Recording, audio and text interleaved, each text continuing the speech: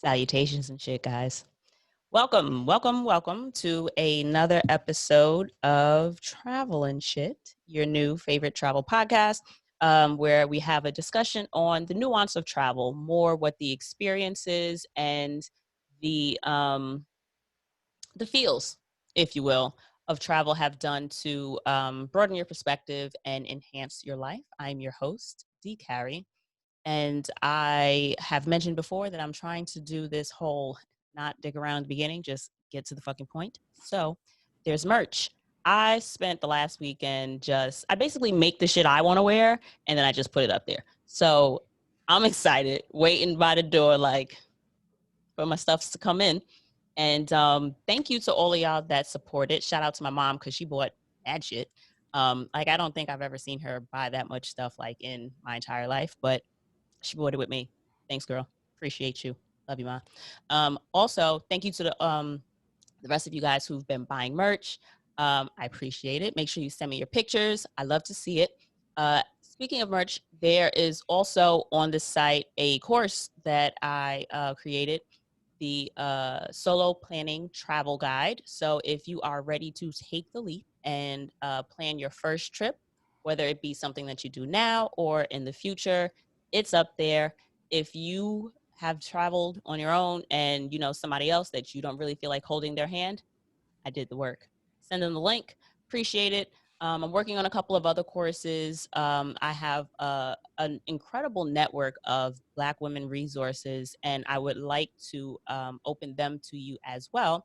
So be sure to sign up for the mailing list so that you will be in the know for when those courses drop and for just additional shit that I tinker with. I don't really like sending. I don't want to write a lot of emails, so you won't get a lot of emails. I can promise y'all that. All that can be found on travelandshitpodcast.com. Or if you're following me on Instagram at _ DCARRIE or TRAVEL, the letter N, SH _T, you can hit the link in the bio and it'll take you directly there so that you can do whatever you want from one spot. So that was the commercial. How long was that? 2 minutes and 36 seconds. Not terrible. Okay. I'm Getting better. truncated. You know what I mean? I'm getting there. So I've got a guest this week, my beautiful guest. Thank you for joining me. And as always, I prefer to have my guests introduce themselves because I feel as if you know yourself better and you know all the points you want to hit. So guest, please introduce yourself. Sure. My name is Frantzces. I'm a clinical social worker, trained therapist, and coach. Some of my clients call me a coach. And I literally just help women remove emotional blocks so that they can thrive. I'm also the co-founder of Chronicles Abroad, a travel podcast that inspires people to travel with passion and purpose. Also the founder of TAP, Therapists Are People Too, pretty much a podcast that's specifically for therapists and healers to just talk about life's bullshit. Just a little unconventional and a very different kind of podcast. And also the creator of Defying Resistance, and that's my coaching practice. All the things. And so that makes you like the perfect person to discuss this with, because this is a conversation that I've wanted to have for quite some time. So I'm going to set the scene. Okay. I have not recently, but I believe that intentional travel has made such an impactful difference for myself in my travels, in the sense that I've realized after hitting a couple different destinations that I am absolutely not the same person, as I don't think I should be, even outside of the scope of travel. I almost said traffic. Outside of the scope of travel, I feel like general life experiences and interactions with people are going to change you, just because that's the nature of humanity and social interactions and shit. Like, you should just get better when you have more experiences, right?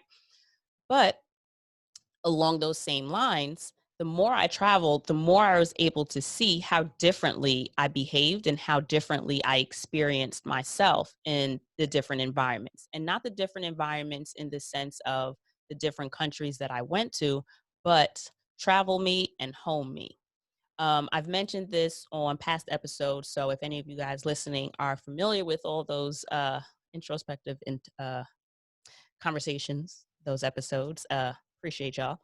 But I've often said that me abroad is willing to jump off a cliff.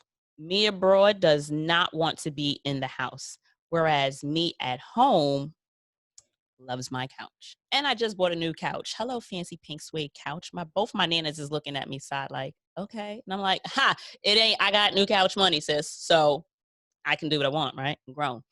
Hi, grandma. But I've noticed that I am low-key a hermit when I'm home. I've never really been a social person in terms of, I would actually say that I'm more an ambivert. I prefer being alone. I am rejuvenated and re-energized by just taking time for myself and being able to do whatever the fuck I feel like doing at the time, whether it be binge watching TV or it'll be reading a book or scouring the internet for something that I've just decided that I want to learn how to do. But I can function absolutely fine in social settings. Like I don't find myself being socially awkward in groups. I know how to engage in conversations. I think that it's funny if anybody, I know a couple of you know I talk about my parents a lot, especially, and it's a tickle to me because I know that they watch the podcast on YouTube. So hey y'all. My dad is the social fucking butterfly. We can go to a buffet and he will leave. Jim, Steve, Brenda, it's a pleasure to meet you guys. We'll stay in contact. All right. You know, take care. Make sure you step in, you know, check with the grandkids and let them. And you don't fucking know these people. Like, what? That's just him. And I actually learned my little brother's the same way. As silent as he is, I feel like around family, he's like, again, my dad, social butterfly. They thrive in these social environments. Whereas I'm more like my mom, speak when spoken to. I don't think that I've often been mistaken for the stush one or the stuck up one just because I don't speak. It's just I don't have anything to say. Like I don't really enjoy empty conversation. Like I don't really want to talk to strangers. But if you engage, if you speak with me, then it's just like, oh, you actually are mad cool. Like, yes, I can hold a conversation. I just don't like to place myself in other people's spaces. Like for me, it's just always been one of those things that I feel like that's always been my thing. Even when I was younger, like if two of my cousins were over there playing together, I would just sit by myself and want to play with them. But I just felt like, well, I don't want to interrupt whatever game they have going. So I'll wait for them to invite me. So that's just my personality. And I know that I feel in the conversations that I have with my other girlfriends that are solo travelers, hey, Missy, we absolutely can speak with other people, but we just tend to vibe by ourselves. So I don't think that I am unique in that experience. But all that being said, when I'm abroad, I am absolutely going to say something to the person sitting next to me on the bus if it's like a group tour and we're going to like I know I did a day tour of 3 countries in when I went to visit Spain. So we started in Barcelona, then we went up to like Baga, then we hit Andorra, and then we hit France. And I made friends with the girl that was sitting next to me. Well, she's a grown woman, dentist. We made friends and we ended up hanging out after the trip. We went to this really great street fair, and it's like I connect with people so much more differently when I'm traveling. When I'm home, if I go to an event, I feel like I'm forcing myself to be friendly. And I, for the life of me, cannot understand why there is such a space, like that huge difference in the way I experience myself, my personality in different environments. And I wouldn't necessarily say that it's, I don't know, because like if I go to a social setting, like if I go to a bar, like I said, I can hold a conversation. If somebody has an event, I have no problem, you know, smiling and talking to their cousin or somebody that's sitting next to me. It's just I have no desire really to, I guess, connect with people the same way I do when I travel. And I'm hoping that it's just not in my head and that there's like, you know, a conversation to be had. Yeah, I mean, there's a couple of theories uh, that's out there for that. So first of all, being back home, you're back in your comfort zone. Hmm. You know where the corner store is, you know how to get to the supermarket, you know where auntie's house is, that sort of thing. So it's almost like your brain just, it's not that your brain resets, it kind of like goes back to those default settings because you're back to what you're familiar with. You're just back into your comfort zone. Whereas, and being back in your comfort zone, there's a reason why you left or you travel in the first place, right? Right. You know, most travelers, we travel because we like the adventure, we Hmm. love the culture, food, meeting new people, just new senses and exciting all of our senses. So when you're back home, been there, kind of done that, right? I mean, Hmm. yeah, you could go to the usual spot or you can attend the usual events. Well, you know, when you can do that, Right. all that stuff, right? Whereas when you're abroad, you're living for the moment and Hmm. everything is a new experience. And you get to basically decide, you know, how many of those experiences can you possibly have? And so I feel like when you're abroad, it's every day is just such a new day. Right. So you find yourself doing things that you would not normally do back home. It's also a new kind of society, right? A different kind of set of standards. And travelers, again, we have a certain kind of personality. So when we come across other travelers, there's already that relatable connection. Hmm. Oh, you left too? You know, what did your family think? Or like, how did you do it? And is this your first time? So there's already that commonality. So Especially if you with find solo travelers, you find somebody else exactly. that's just by themselves. Oh, best friends, come on. Yeah, yeah. It's a lot easier. And we talk about this all the time on our show on Chronicles Abroad. It's a lot easier for you to make connections that are a bit more in depth because you can skip all the fluff. Like Mm. it's just because you can have those kinds of vulnerable conversations because number one, you may never see this person ever again, That, right? yes, that actually has happened. We get deep with strangers. Right. And so it's like this ability to just practice some of that. Whereas back home, you may not be able to just relate, Mm. simply put. And so you find yourself just being more open to those kinds of experiences overseas versus in the comfort of your own backyard. But my question, well, I agree with what you said, but to take it to shift, not shift it, but the experiences that, because it's like I'm aware that I can absolutely give myself those new experiences. Like I know that if, considering there is a lack of travel at this point, right? I do have, well, at this point, no, I'm not hanging out with anybody else really. But even before COVID, right? I would know that a friend is having an event. I would be more inclined to go to like an art show or some kind of happening that's happening in someone else's country versus a borough away. Hmm. Now, granted, I hate driving. I drive very well, mind you. I just don't enjoy it. Like I don't like looking for parking. I don't like sitting in traffic. It's so like in my mind, the whole get ready of it is really frustrating to me. I got to pick out something to wear. Can I wear chucks? Can I get it? Like I don't really want to go if I can't. What do I have to wear? Do I have to wear heels? Do I have to dress up? Is somebody going to pick me up? Like little things I tend to give myself a million reasons or excuses why not to go. Whereas when I'm abroad, my only reason is, am I tired or am I going to miss a flight? Other than that, it's like, okay, so how much is going to cost me to get there? Oh, let's go.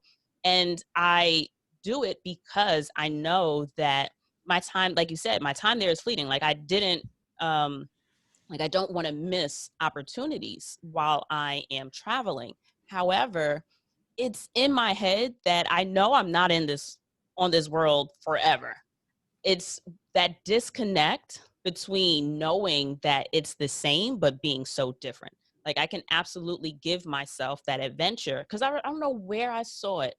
I don't know if I read it or if I heard it, but or if it was like another influencer or travel. I don't know, but they were saying how the look for the reason or the why of your travel and try to associate that to something else. Like someone said, I enjoy experiencing, let's just say, new foods.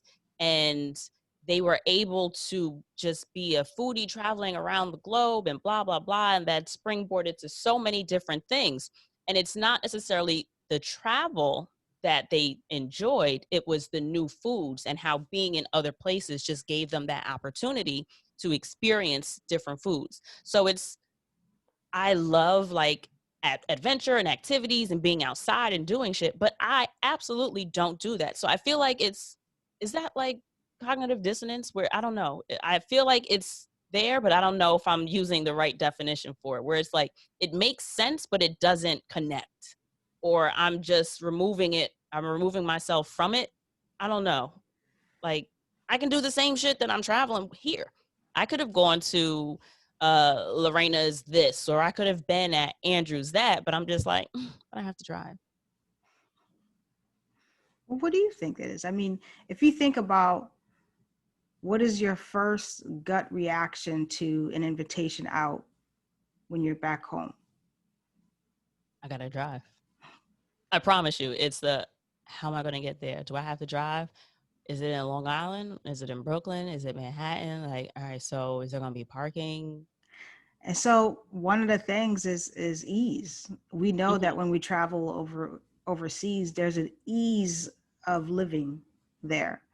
So I just came back from Mexico, Mm, and I had somebody, I had a masseuse come to the hotel. mm-hmm. I mean, to the Airbnb. I had a woman to do the net, my mani pedi, come to the Airbnb. There's an ease about that. I didn't have to go Right, anywhere. right, right, And if you have traveled throughout Asia, you know you could go and hop into a Grab or an Uber or something for way, you know, affordable than you would in the States. right. It's just $5 will get ease. you to another country in some places. Like, Exactly. So I think it's a matter of ease as one of the things. Because I find myself doing that too. You know, I mm-hmm. live like there maybe about 20 minutes outside of Boston, and I find myself like, I'm not really feeling like going to town, but you know, I could get an Uber, but going into town at this time of night costs a certain amount of money, and then I'm going to drink and all this other stuff, right? Right. I So go into that entire conversation of, but all right, if I yeah, go, I know I'm gonna want to drink, but if you drive, then it's just like I don't want to right. drink and drive. And so then there's like so many hurdles, and I know that it's me placing those hurdles on Mhm. myself. Oh, for sure. Because at any given moment, you can change that. You can decide, you know, what kind of mood you're going to be in. You can decide whether Mm-hmm. or not you can reframe this as, is this a nuisance or is this an opportunity to really spend some time with some friends, an opportunity to see where the night goes and what can come of it. You know, we can look at things as opportunities or we can look at them as barriers. It's up to us. Mindful Monday? Was it Minute Monday? That's exactly Monday what you message. Monday message. That's Monday. exactly what you were saying because I was listening on the way over. And it was just a reframing of your perspective. Like, is this really going to be a hindrance or can this be like a motivation? That's what I took from what you were saying. And Yeah. that's a, so that kind of leads me to the next question I was going to ask you. Like, how do you suggest we, for those of us that do find that we experience ourselves that way, how do you suggest we reframe or steps to reprogram that that little block that we put on the path for ourselves? Because I'm very aware that it's a matter of if you do this little bit of work or if you do this amount of preparation, then I could totally be out doing hood rat things with my friends. You know what I mean? I could be Yeah. having a great fucking time. It's just Right. do I have to iron? I don't know. I don't, like, what are your suggestions? Yeah. And I actually share some of the suggestions because I'm doing, what is it, Black Women Travels International Jubilee Oh conference that's yes, coming up. Wanda. Yeah, with Wanda. And so I share a lot of Woo these tips. woo. So definitely sign up and you can get the Yes, full I'm a workshop sponsor. on fear. Oh, that's what's up. I But love Wanda. yeah, she's awesome. Um, so what do you do and what can you do when you're experiencing that, right? There are a couple of different things that you could do. So first of all, you have to, I always say, whatever thing that you're experiencing, let's take a moment to kind of like, let's remove the emotion just really quickly and just use pure logic. It doesn't mean don't process it. Yes, process it and all that good stuff, but take a moment and let's play around. Like if I approach this logically, what would come of it? So if I'm experiencing sort of barrier to something, so the first of all is like, okay, what is the consequence? Like, if this was a major consequence in my life, like what would that consequence be? And is it powerful enough for me to either take action or not take action? Mhm. So I think exploring the consequences of that situation. And sometimes you call that negative thinking and how to use negative thinking to your advantage. And then I always say, I always tell my clients, like, use whatever challenges you experience in what micro ways can you practice some of those challenges so that when the big stuff come up, you approach it with a sense of ease. Mhm. Because the universe sends us messages all the time and different ways for us to practice the things that we really need to finally learn. We just kind of, we don't notice them as much. We're not being more mindful, or we're just, avoiding it. Right. But those opportunities are usually there. And so it's up to us to grab those opportunities so that we can practice, so that, we get better at this stuff and build our resilience. I like that one because I absolutely use my logic, like street smarts, if you will. Like, it was like, oh, you're not afraid to travel by yourself? No, like, nobody's worried when I'm in Harlem by myself. Nobody's worried if I'm in Brooklyn at 2 o'clock in the morning by Right. myself. Granted, I get a parent's worry because my dad will always, well, I can come get you from Brooklyn. I can come get you from Harlem. So yes, I understand the logic, sir. I'm there. However, it's like the same sense that I use when I'm home, or the same sense is the same sense that I use when I travel. People ask, well, how do you feel safe when you travel? The same way I feel safe in somebody's neighborhood that I don't know. You just pay the fuck attention. You make sure that you look as I try to personally look as nondescript as possible. I just try to blend in. You just mind your business, and it just listen, pay attention. And just I also tried, here's a pro tip.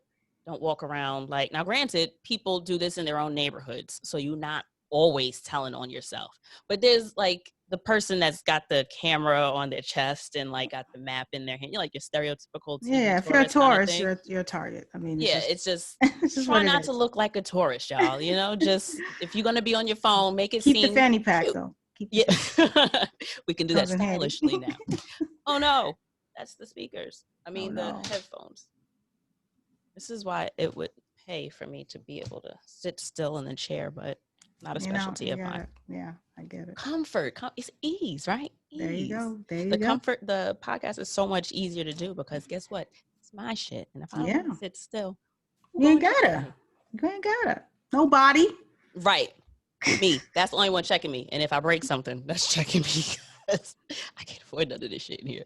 But so the little things or the little acts of making sure that I feel safe in my everyday life experiences, or the little things that I'm able to do to practice personal safety in my regular life, is absolutely what I do to practice that, or to ensure or better protect myself, because anybody can be a victim, honestly speaking. It's not that you're doing something wrong if someone targets you. It's just because I don't want, God forbid, something happens to you for you to feel as if, well, what did I do wrong? No, people shouldn't rob people. People shouldn't, victimize people. However, that being said, the little ways that I've always just gone about life to keep myself safe, I absolutely implement when it becomes a bigger priority to stay safe, because my dad necessarily, he's not going to be able to get to Bali the same way he's going to be able to get to Brooklyn. So how have your travels, like, how do you think that you travel? Are you the same home when you travel, or do you find that Oh you're no, different? What's your absolutely. experience like? Yeah, absolutely different. I'm a bona fide introvert. However, I know how to, do what I need to do to socialize and all that. Sounds like a survivor's guide. I know what I got to do to survive. But anyway, so when I travel overseas, I'm way more forward. But I find myself taking some of the stuff that I have learned and Mhm. strengthened overseas domestically. So there's an ease when it comes to if I really need to just talk to a stranger. It comes super easy for me because I've had to do it so many times overseas. If you really Right. want to have a rich and lived experience overseas, you got to just reach out to folks, talk to folks, be open and willing to have those kinds of conversations. But I'm definitely a bit more adventurous overseas. I'm more open and willing to try even more new things. I feel like those opportunities for new things are more ample. Not that Mhm. you can't have new things domestically, but it's just a little bit different overseas. It's things that, because you're in a completely different society with a whole new set of norms and laws and holidays and all that stuff. So you get to experience way more different things. So I find myself just like not wanting to miss out on those opportunities because again, when you're traveling, you're really living for the moment, especially if you're doing long-term traveling, if you're an expat or you're nomad, like that uncertainty is always there. Whenever you talk to travelers, what do they say? Oh, you ask them, what's next? You'll be like, I don't know. Mhm. They're whatever knows. Yeah. You'll rarely ever get an answer from somebody who travels extensively, is nomadic or, is an expat. They don't know what's next. They don't know if this country is going to be it. So I think those opportunities there for us to practice uncertainty and being okay with like things shifting and changing strengthens us. And hopefully you can take some of that and go domestically. But if not, I mean, I think that's okay too. I mean, I think we're not one dimensional, right? We're very multifaceted individuals. Right. So I encourage you not to just overly identify with one aspect of yourself. I think that being home, you know that you have that security, so that if something does go wrong, like God forbid something happens, I know I can call my dad. I know that I can call my cousin or my mom, or Yeah. somebody will come get me, or I'll know someone in the area where I can say, listen, it's like 3 o'clock in the morning. My car's like a mess or whatever. I'm just going to stay at your house. Whereas abroad, I would be way less likely to just randomly stay at someone's house that is my friend. You know what I mean? It's just like, it's, well, well, Well, I you mean, are depends what staying in kind of. Airbnb. Essentially. Well, I know exactly what you're talking about. I remember when I first went up overseas, I stayed in an island in Thailand called Koh Phangan. And Ooh, I remember I was spending about 3 weeks there. And the last week I decided to learn how to ride a motorbike. And I was going to determine to you learn how to ride a bold. I'm motorbike. So, scared. it's probably not the best place to learn because the island is very mountainous and there's no like guardrails. So probably I not bet you they don't even have place. street lights at night either. Barely, right? And so I remember getting the motorbike, took me forever, finally got it running. And I remember getting stuck on a very dark, I'm talking about like island dark. Okay. And I'm thinking to myself, Stars and the moon. yeah, That's it. pretty much. And I'm thinking to myself, I can't call no AAA. This motorbike just ran out of gas. I didn't know. And I'm Yikes. sitting there and I'm like at least maybe 20, 15 minutes driving from where I was. So I was like, I got out the car, I got off the motorbike and I'm started walking. I'm like, not like I reach out to people. I'm trying to like say, hey, do you have gas or whatever? They have no English barrier, right? Language Mm-hmm. barrier. So I couldn't call AAA and no one could help me. Okay. So it was just me. So I had to walk back to town, purchase like gas in a bottle. And then it took me like almost 2 hours I was coming gonna say right that's like 2 hours, back. because that's easily 45 minutes if it's a 20-minute drive. Right. So I had to come all the way back. And then, so things are different. They take a little while longer. There's none of that immediate gratification anymore. Mhm. So yeah, so I totally understand what you mean by that. I think I think also for me, part of it is knowing that this is my shot. This is my opportunity. I don't necessarily want to live with self-imposed regrets. I feel like sometimes Yeah. you can regret things that you weren't able to do, or you can regret a decision that you feel like in the moment you may have had to make, or you may be more inclined to make because of your situation. Like, I feel like certain regrets are reasonable. You can kind of work through it, like, damn, I wish I hadn't dated him so long, but I see how I thought this was a good match for a while, and here we are. However, like, not jumping off of a cliff in Cuba is just like, how do you go back home and tell the homies, like, I was right there, but I got scared? You know what I mean? Like, how you Yeah. gonna feel afterwards? That for me, that's a self-imposed regret. And I never really want to leave opportunity on the table, especially when I spent my bread to get here. I sat in that nasty ass airport, sat on that janky ass plane. I don't care what plane. They're all janky to me. Like, they're all gross. This is all before COVID. They've always been disgusting, sharing the same air with people that ain't brushed their teeth that day. You know what I mean? It's just things always been Lord, gross. Lord. That being said, you go through all of that to get someplace, and this has been someplace that you've been thinking about, or you've been, it's been on. I also am one of those people that I am far from type A. I feel like I got to be one of the most laid back, controlling people, where I like to be in Subtle. control. It's I feel called like I'm a subtle. little smoother with it, where I've got I always do a chart where I have all the days that I'm going to be there. I make sure that I notate when I'm flying in, when I'm flying out, so I don't fuck around and book something like an hour before I'm supposed to fly out and stupid stuff like that. That being said, I'll always then do, okay, Monday, these are my options. Tuesday, I write down all my options, and then I'll go through and be like, all right, so if this is only available this day, that means it. And so there's a process. I And see. I do all of this, and for me to just put so much effort and energy into something and then be scared, like I feel like it's one thing to be like, I didn't want to die. You know what I mean? But like, that kind of fear is good. But, oh, what if I don't like it? Spit it out if you don't like it, but taste it, try it. Oh, well, are you going to drown? No. Can you swim? Yeah. Are you great? No. But guess what? You get out. Like, you don't have to do it again. Like, I feel like moderated risk.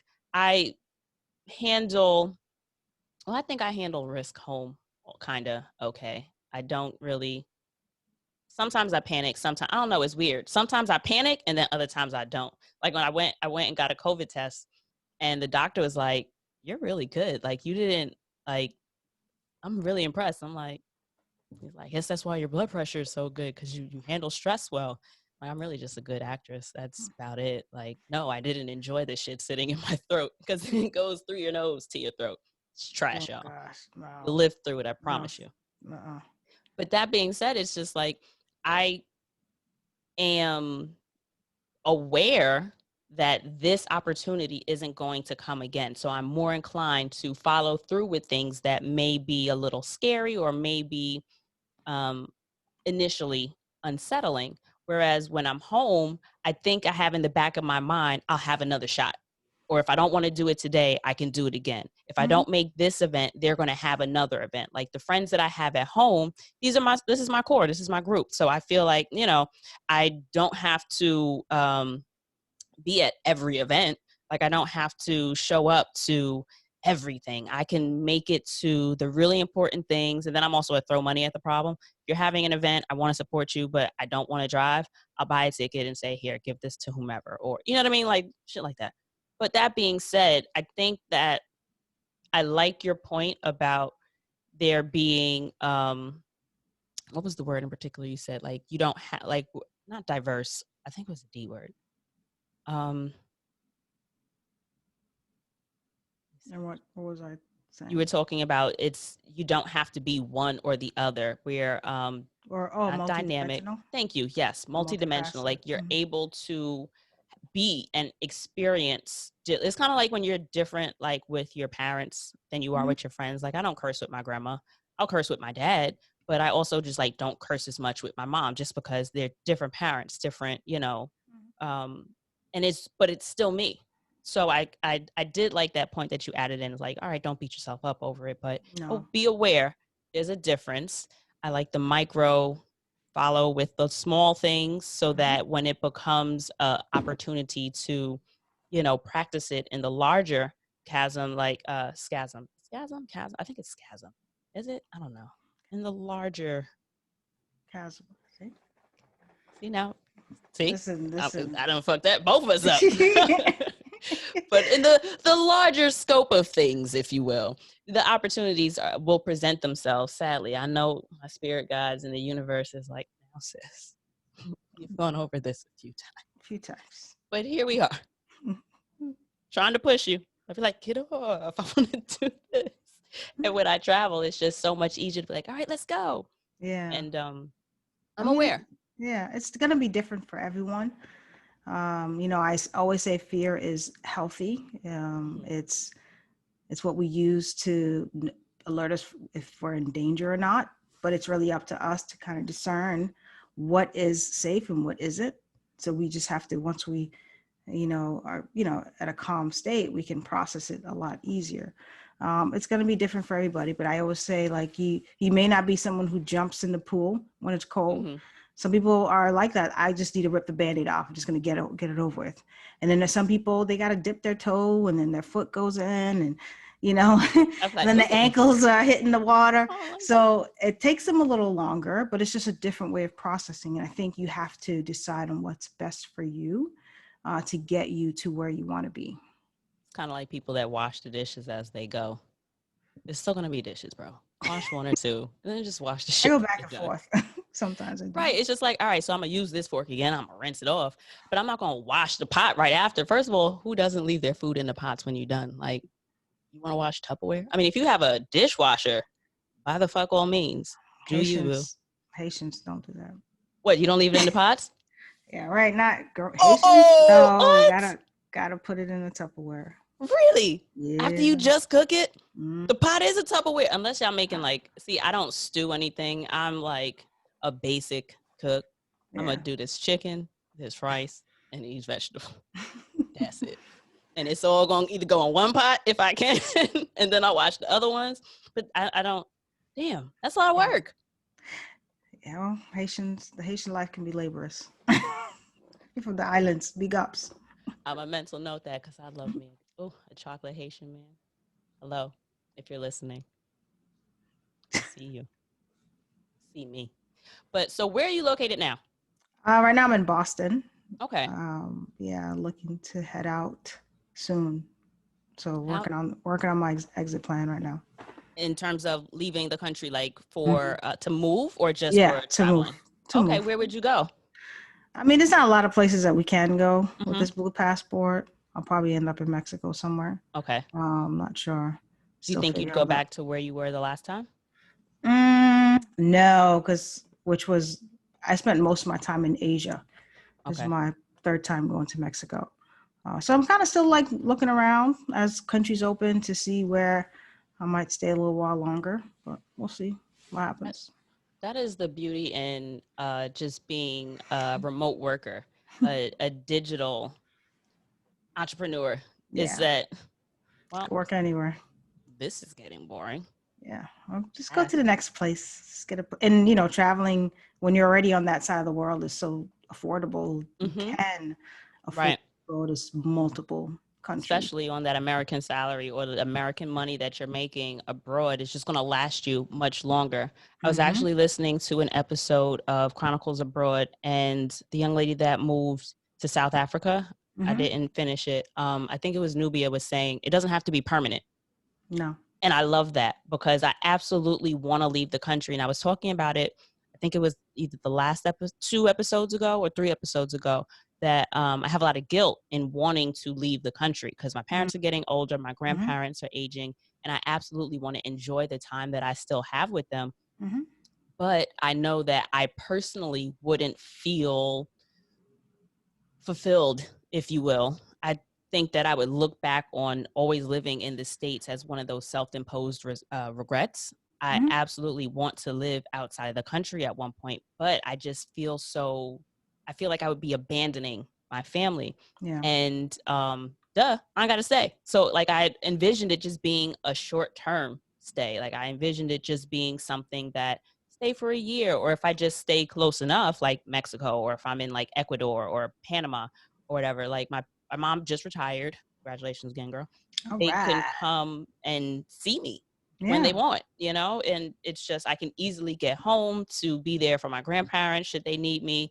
And one of my grandmas is good for ignoring her phone, but my other grandma, she's on it. She can FaceTime now and all the things. So it that reminder was for me right on time. The whole it doesn't have to be permanent, so it's more of a push to be able to get myself digital in terms Yeah. of actually making money and not spending money Yeah. creating. I mean, there's so many ways to create your exit plan. Hmm. And like you said, um, here's the thing, like there's never going to be a good time or right time. When I bought my one-way ticket to go overseas, my son was going off to college. My father just passed away. Oh, you got a grown kid? I do. He's 22. And here I am thinking you like 32. Appreciate it. Gotcha, sis. Um, We don't age. nah. Yeah, so someone could look at that situation and say that was not really the best time when your family's grieving, you're grieving, to buy a one-way ticket to a place that, there was no Black women travel, there was no Chronicles abroad, there was no these Facebook groups. It might have Mhm. been, I just didn't know about them. Right. So I went without having a network or a community. So there's never going to be a good time.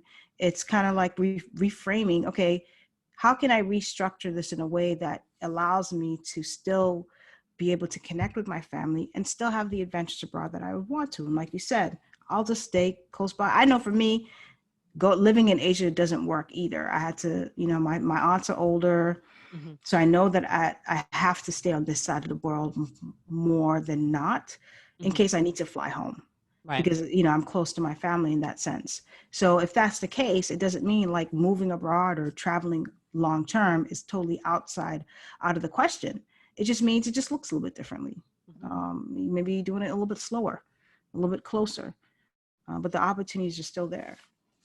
How do you think that your clinical experience or your professional work with just helping people work through their own shit Mm-hmm. has maybe aided or held you back in any way, if possible, in terms of your own travels or Mm. even like your experience of travel? Mm. Do you mean like in terms of Like your the work that I interactions with do? people, like Mm-hmm. because you are so in tune with people I got it. and they're experiencing them. Because for example, I know that for me the idea of leaving the United States to live abroad to avoid racial tensions and racism doesn't necessarily work for me, because I don't feel like Black people are respected in most places in the world. But then two, I know that even if I were to find a space where racism wasn't as prevalent as it is in the States, I'm still going to be looking at it from the lens of an American. So if someone doesn't answer me right away, now my question is, okay, so is there an issue because I'm Black? Is there an issue because I'm a woman? Is there an issue because I'm here by myself? So now I'm, snowballing my own experience onto somebody else. But since you've got the breadth of knowledge and the experience with being able to help people work through all of that, and then your clinical background, is there a way that you find that you travel a little bit differently than a normal person, if you will? I don't know if it's anything different, because even I feel like whatever you're meant to do in this earth is already or always been a part of you anyway. So me being a clinician is just an extension of some of someone I already am. Hmm. So even if I took off the clinical hat, more than likely I'm still just being who I would normally be. Hmm. Obviously, when I put that hat on, it's a little bit more strategic, it's a little bit more intentional. There might be some more boundaries put in play, but the baseline that is who I am. So I don't think it's anything that's vastly different. If anything, I find that I do attract, I think it's maybe the energy that people really just want to like open up and Mm-hmm. share all that stuff. So, I tend to be a good listener. So it just kind of makes it easy for folks. So, unless I have the hat on, there's not a huge difference. Is it difficult to take the hat off? Sometimes I have to catch myself. So I have to teach myself not to be in that space, and just to be present and not be so clinically focused and so that's a practice that you just develop over the years. Has it, Navigate relationships and all that good stuff. okay. Has Mm-hmm. it helped you? Is there like an experience you can look back on and say, okay, having this experience or knowing these things about people or about clinical diagnoses, or, you know what I mean? Is there any experience that you can look back on and like tell us about Oh that? yeah, it definitely helped me, especially I was teaching abroad. That's how I fund my travels, and I wanted to like travel, but still travel with a sense of purpose. So I decided to get my TEFL and taught overseas. And I taught with all types of ages, but I remember teaching at a private high school, and there was a domestic violence issue between the student and the parents. So that came in handy. Working with kids came in handy because I have that background as well.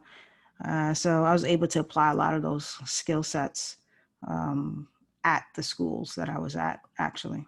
Where did you go to teach? I taught in Thailand. I taught in Japan. Okay. Yeah. I feel like those are very different Mm-hmm. environments. Yep. What has your travel experience been like? Well, I've What been to kind of 17 countries. Most of them have been in Southeast Asia. Like, like I said, I lived in Thailand, lived in Japan, lived briefly in Indonesia for a little bit, like only like three weeks. Then I traveled throughout Mexico back in like before pre-COVID. Mhm. Loved Mexico, and traveled around Belize and South America. So yeah, looking for more once once they let us, Lord. I hope we're close. I do, but I don't want to. And I was having this conversation with somebody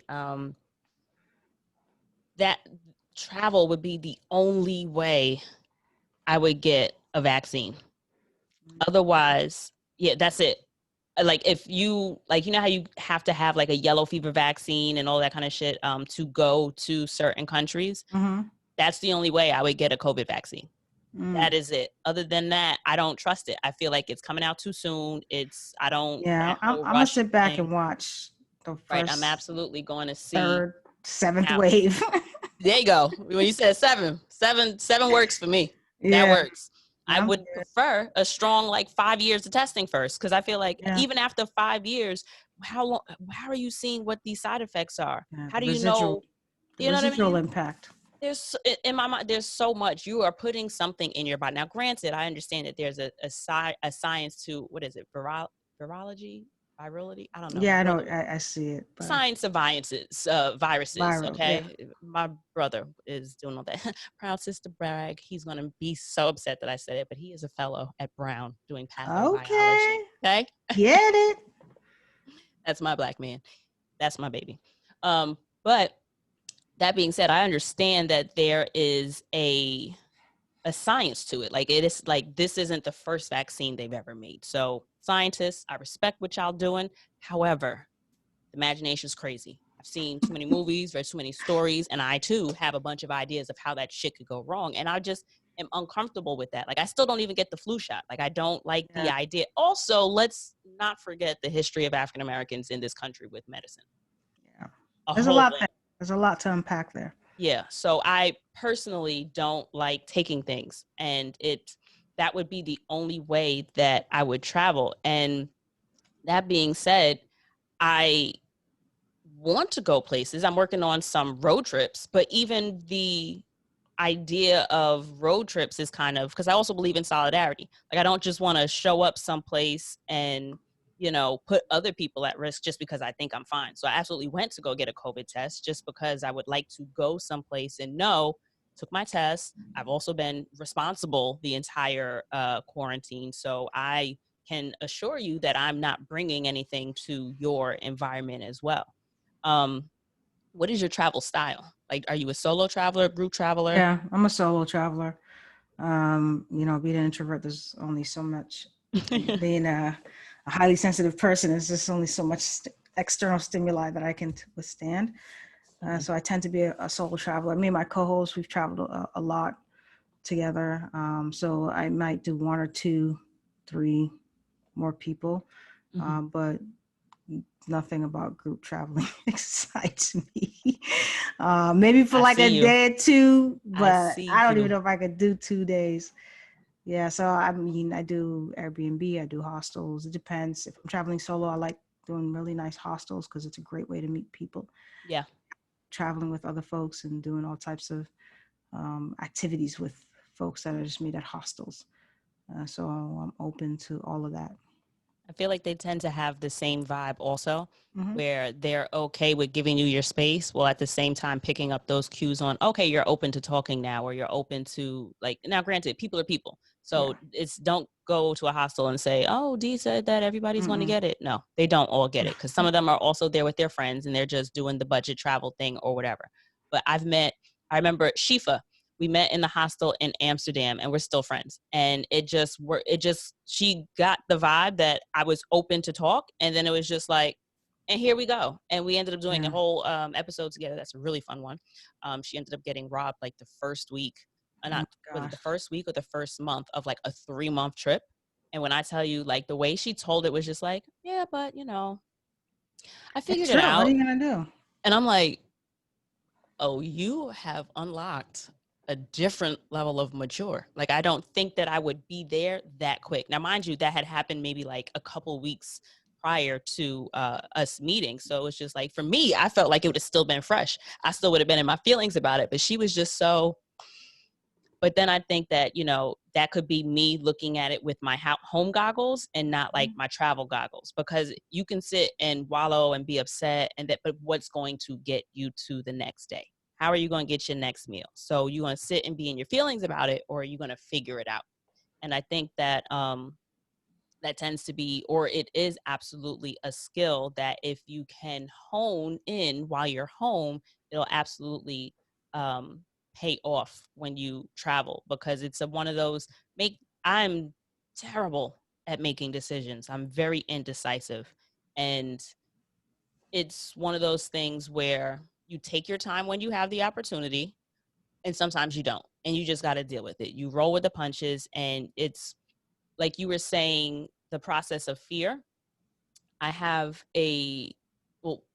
what you were saying about fear, I think it was, you have to decide whether or not it's enough for you to act or not act.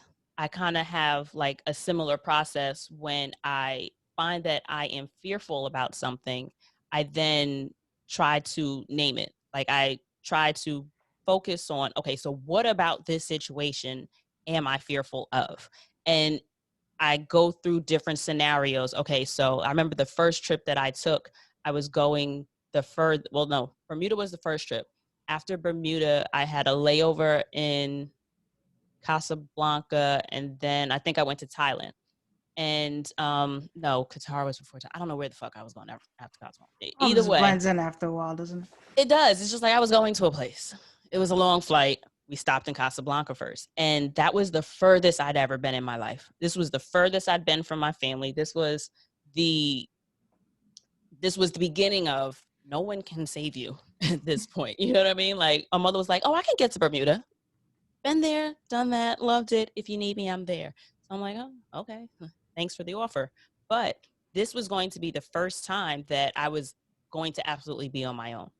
And I was in the airport, had these huge sunglasses on, like low key, like having a major Stunting. breakdown. Like, oh no, stunting on the outside, dying on the inside. I was breaking the fuck down.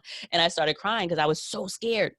And then I called one of my homeboys. And honestly, some people, you love them dearly, but they just don't do a good, like, my dad is not the talk you off a cliff kind of guy. That's not really his strong point. He's an acts of service.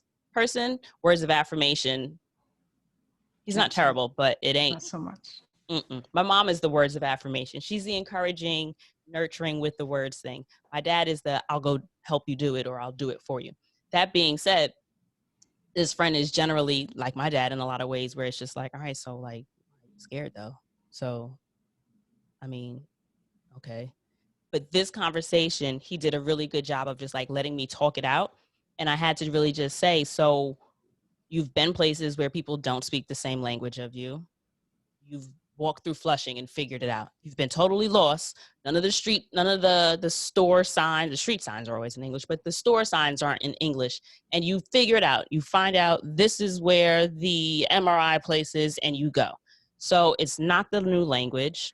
You've been in situations and places where you may not necessarily have felt welcome. And guess what? You made it out fine. So it's like I go through like a checklist of going over what I think I'm afraid of and then trying to compare it to a tangible or real life situation where it's like, okay, but why would that scare you if you've already done it? So, and then also it's kind of like, here's another episode. It was a letter to my little cousins. Can't tell you what number it was, but if the decision won't make a difference in the future, it's kind of like when you're driving and somebody cuts you off and you want to be stressed about it. I'm always like, stay mad. Is this going to matter 5 minutes from now? Is this going to matter 5 hours from now, 5 days from now? And if it's not going to matter 5 minutes from now, why am I going to spend the next 4 minutes being stressed about it? You just let it go. It's just like, all right, you felt the moment, you pissed, everybody's safe, move on. And it's kind of like the same thing with when I look into making decisions about things to do while I'm traveling. Am I going to have this opportunity again? Is this going to be a risk that I feel safe taking? And it is one of those things where like I mentioned before, like I'm aware that I do it differently. But now that it is something that I know about myself, because this is also something that I wouldn't have known about myself if I didn't start traveling, that I can be so different in different environments and different experiences. But now that we've got COVID on our backs, it's a matter of, since I can't travel and experience myself that way, since I can't travel and give myself those opportunities the way I would like them necessarily, if I want that same excitement, that same rush and fulfillment, I have to make that space for myself while I'm home. So it's definitely, I'm really glad that you gave those suggestions about how to work through so that you can practice it small so that it becomes easeful. Yeah. And, those are the things that I personally am looking forward to within reason, because still groups of people and you pick and choose your battles. You know what I mean? Yeah. I'm not at this point. It's kind of like, it's, you be responsible. Y'all, I know we outside, but be reasonable about it. You know what I mean? Just be responsible about it and do it in a way that'll keep you and the people you care about safe, even the people you don't care about, because at some point their germs is going to mix with somebody you do care about and it's a full circle. So, I really do think that if people spent some time thinking about other people. Empathy. You see what I'm saying? Wash your hands. And grace. Wash your hands. This way you don't touch something and then I get sick. I'm that person at work where when somebody looks like they're doing don't put that in your mouth, because then you're going to get sick. And guess what? If you get sick, I get sick. I'm being selfish right now. Take your gloves out your face. Don't do this. Worried about me. However, I'm trying to impress upon them to think of others. So you're welcome. I'm that person. But so what else are you what are you working on? I know you've got like 47 podcasts. I'm working on too much, Dana. No such thing as too much. Create to your heart's content. Yeah. Keep creating. Like, I feel like if you've got that outlet, that means it's in you.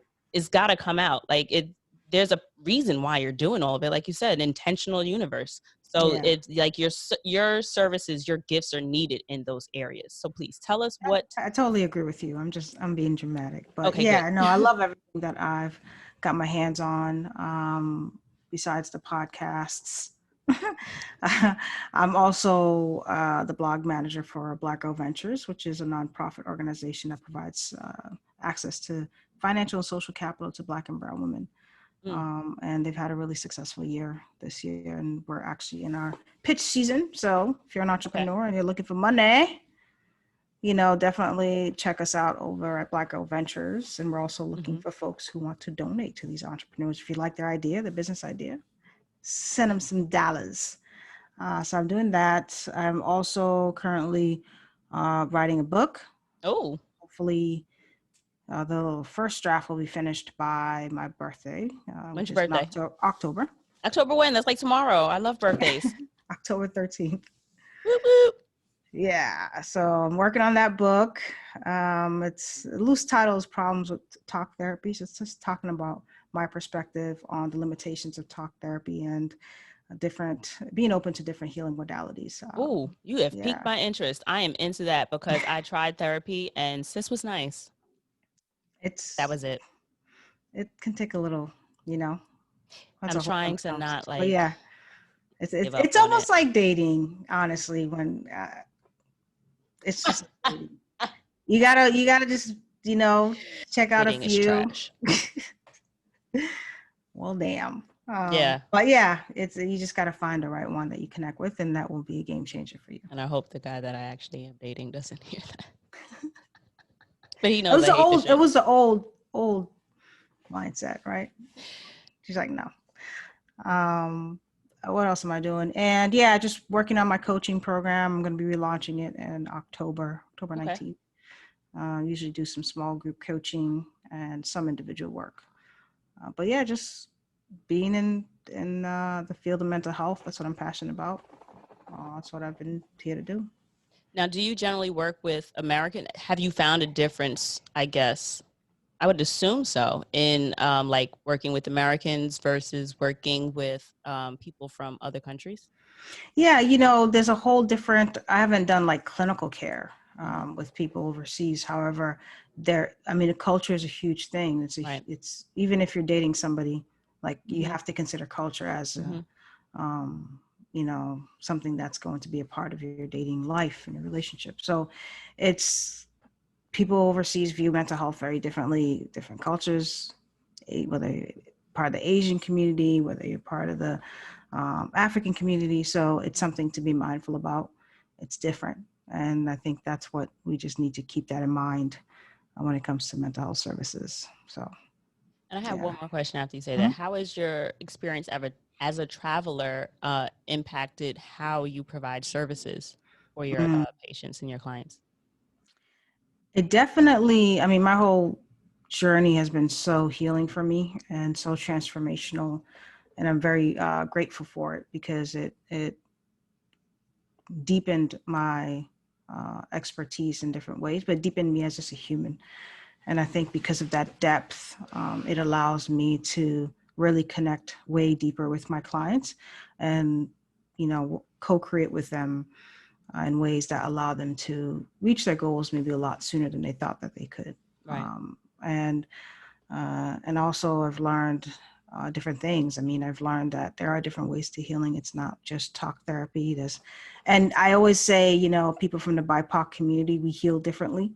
So it's important that whomever you choose, and I call, therapists, coaches, healers, whoever you choose, really understands that BIPOC journey because it's going to make a difference in your healing. If they don't understand that, then there's no possible way that transformation is going to take place. They have to be able to understand race-based trauma. So that's something to keep in mind. So that has really further just gave me a new appreciation for culture, for the way people do things. And there's an extra layer of sensitivity there. I can appreciate that because I was specifically looking for a Black woman as a therapist. And it's funny because I was actually watching, I think it's Hassan Minaj, it's a Netflix show or something on Netflix, like one of those docuseries or some shit like that. And it was basically, how therapy is designed to, not designed, but the, how it's so different than the healthcare system, where it's just so much harder to find providers. And then when you go through the directory that your insurance actually gives you, this person isn't accepting clients, this person doesn't even answer, this number is no longer in service, this mailbox is full. So it's like I went through 3 pages to find one person that was accepting patients, and she was very kind, but just wasn't the right fit for me. She was low-key, she was falling asleep in our sessions. Well, it's funny that you mentioned that, because I was just editing a chapter very similar to that in my book, how I talk about the insurance company, big pharma, and evidence-based practices, and how a lot of that gets in the way. So if you have this network that's very disjointed, and it's also not specific to people. Like, there's this assumption, I think, and this is my assumption, but this is assumption that there needs to be this blanket way of dealing with mental health services. And that's not the case, because we all come from different walks of life. So we need different kinds of services. So you have a disjointed network that's created that makes it very difficult for people to access mental health services. Yes. And on top of that, it makes it difficult for you to even navigate the system, just like you said, like people go through that. And then on top of that, you're limited to the number of sessions. So there's a lot of reform that needs to happen with mental health, just in general. And to add another layer to it, being a person of color, just makes it even that much harder, because there's not a lot of us out there in this field. But we're here. And so that's why in my book, I say, be open to alternative methods, because you may find the person that you're needing to find along your healing journey, if you're open to, coloring outside the lines a little bit. Shout out to Janine of NRG. I can't remember the last part, Revolution or something like that. I don't know, but I've been doing Reiki sessions with her. Okay. And I've absolutely just loved our chats. And I feel like I've gotten more off my chest talking with her than I have with the therapist that I was showing up to. What kind of modalities have you experienced in your travels? So I've definitely, when I was in Bali, I specifically went to see the shamans. I did shaman work and energy work with some shamans in Chiang Mai. Okay. I was doing some herbalist work with an herbalist. And yeah, just really leaning into the spiritual based practices. I feel like, there is a disconnect there. I feel, we've lost a lot of those old plant medicines that used to help us heal back in the day. Even for mental health or like physical health? All of it. Yeah. Physical, mental, emotional, spiritual, all of it. So I've been, just experimenting with different things, and then seeing how I feel for it, how I feel, and how I process it. But there's stuff here too. You don't need to necessarily go overseas to do any of that stuff, right? There's, we hold a lot of pain and trauma in our body. So maybe explore some somatic therapies. Find somebody who's trained in somatic therapy. What's that? And so somatic therapy is the idea that moving our bodies helps to do the emotional release that we need. Because stress, especially if you feel like you got this crook in your neck, because you've been stressed all week, maybe you need a massage to help alleviate some of that. But you could also do that for trauma work. So any trauma that's held in your body, you could definitely use somatic therapy to alleviate some of that. That's also what you believe in too, right? So whatever works for you at the end of the day. Right. That is like a whole nother episode right there, just like travel and alternative medicine. So I have to write that down. Alternative. Come on, pen. Yeah, that's a whole nother thing. People will travel far for alternative. I also, on that same or related docu Netflix, I don't know if I'm saying it right, but the mushroom, like the psychotropics or the psychedelics. Yeah, like what is it? Ayurvedic? Not Ayurvedic. Ayahuasca? Yes, ayahuasca. Thank you. That. Would you do that? Have you tried that before? I have. What was that experience like? Was it scary? It's different for everybody. I want to caveat to this and say, like, these kinds of things, you really have to be emotionally and spiritually at a place ready to receive it. What that basically means is that you've done already some trauma work, or you've done some healing, you have some level of self-awareness, because that will depend on what your experience is going to be like. So it's, you know, it doesn't matter what I tell you, what my experience is like. Right. Yours is Right. going to be like so different based on your personal upbringing, personal experiences, and how you view the world. So it's a lot of people, you know, take things lightly, but you really have to be physically too ready to, you know, be able to receive some of that stuff. I would be. I think I know I absolutely wouldn't be ready now. I haven't done enough. You'll know, because there's no such thing as enough. Mm. You know that you never arrive. You just keep going. And Real? You think going. so? Yeah, yeah. It just gets deeper, because once you've transcended to one level of awareness, Damn. You once that's complete. So there's always a level of transcendence. So you never arrive anywhere. I mean, that's sort of like the Buddhist philosophies and stuff. But knowing that, there's kind of like liberation to that, right? I don't have. Yeah. It's just, you know, you say, well, I have to learn enough. It's not about that. It's more about like, do I feel my intuition tell me that it's time? And then your intuition will guide you, and it'll lead you to where it needs to lead you when you're ready. I'm glad you said that, because I have a similar viewpoint for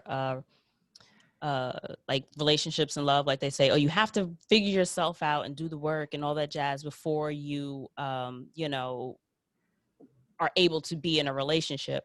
And I only partially agree with that, because I just feel like, well, I don't think I'm ever going to be fully done developing. So why would I wait to get to whatever level might be right? And then also it's just like, okay, so that level that you're at, does that level of person even know how to partner with somebody else? So it's, you know, I like that it's not going to end. So you get to a point where you're not totally clueless. And then you kind of just keep chiseling away like a lemming. And Thanks. I mean, so when it comes to relationships, you have to know what kind of mindset that you're in. You know, if being around certain kinds of people bring up triggers or very traumatizing, then maybe dating isn't now. But what other ways can you practice some of that stuff? Sometimes I tell my clients, you know, if you don't feel safe with a certain gender, what ways and what environments can you practice feeling safe before you even start thinking about dating and all that other stuff? Because first of all, like with relationships, the first relationship that matters the most is the relationship you have with yourself. Right. So once you develop the relationship with yourself, then in what ways can I just learn how to have relationships with people before I bring in the romantic and all that other stuff? And you know, sometimes we got to go through it to get some of that wisdom, get some of that knowledge. Layers. But the way that you practice that is with another person. So yes, you do have to at some point get involved in a relationship and practice some of those skills that you're trying to learn. So where can we find you? Where can the people hire you? Where can the people book you? Where can the people sign up for updates so they know when your book is going to be ready in October, since your birthday is October 13th? Right? Appreciate you. Yes. Hey, I really do love birthdays. I feel like it's your own personal fucking holiday. Like, how you don't? It really is. It's the birthday? day that you was born. You know, you just gotta hype that up. You get stuff. People give you gifts. One of my love languages is gifts. Hint, hint. Right, all of them. Winkety wink, wink. Numerous. So birthdays, of course, birthdays and Christmas are my favorite holidays, obviously. But I love birthdays because you're able to celebrate yourself and life, this space, celebrate you. Where can we find you? Yeah, so I love to hang out on Instagram. You can just follow me at Frantzces Lease. My name's spelled a little funky, so just check the show notes. Yes, it'll be there. And catch me at defyingresistance.com. You can sign up for my newsletter. I always send a monthly newsletter, just personal thoughts and other stuff. And of course, catch me in Chronicles Abroad for all the travel adventure. And if you're a therapist and healer, then definitely go check out Tapped. Therapists are people too. Or if you're nosy, like me. I saw that and I was like, oh, this is gonna be good.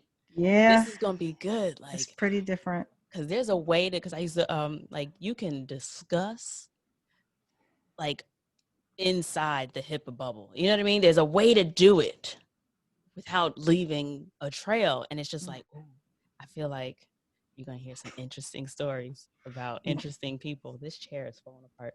But Frantzces, thank you so much for sitting with me. I really appreciate this conversation.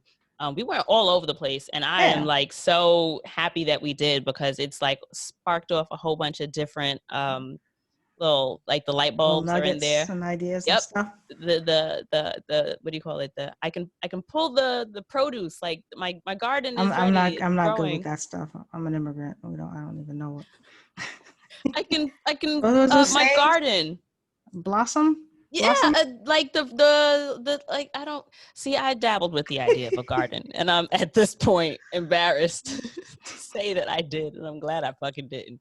I'm not mature or manual labor ready enough for a garden, but my plants is thriving. I am a Start plant mom, small. but I feel Yeah, like this is when plants. I would reap the harvest. So like, I feel Okay. like I've got so many like seeds that have Planted. been planted, and Okay. like they're starting to bloom, and it's just like, Okay. I just gotta pick it so that I have the harvest. Now I got like different baskets of test. I love That's doing that. what's up. That's what's So up. thank you for that. I No, thank you appreciate for the that. invitation. This was fun. Thank you.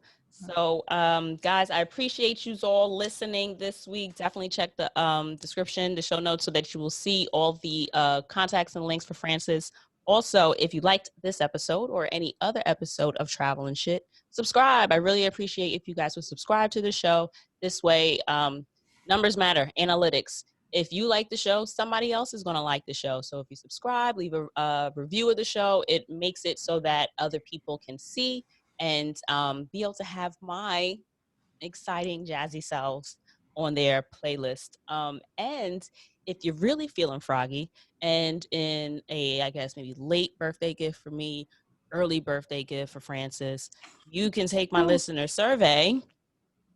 That is also on travelandshitpodcast.com. It's on the home screen right at the top. Appreciate you. This way I get a feel for who you are, what you're listening to, what you want to hear more of, what you do like and what you don't like. So thank you for listening to me. And remember that travel is more than vacation. Okay, guys. You like that? See, I actually added an end phrase. I finally pulled it. I found it. That's it it. Like, worked. I'm excited about it. I feel good. Haha. All right, y'all. Fuck with you next week. Bye.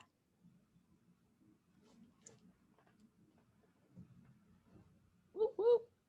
Cool.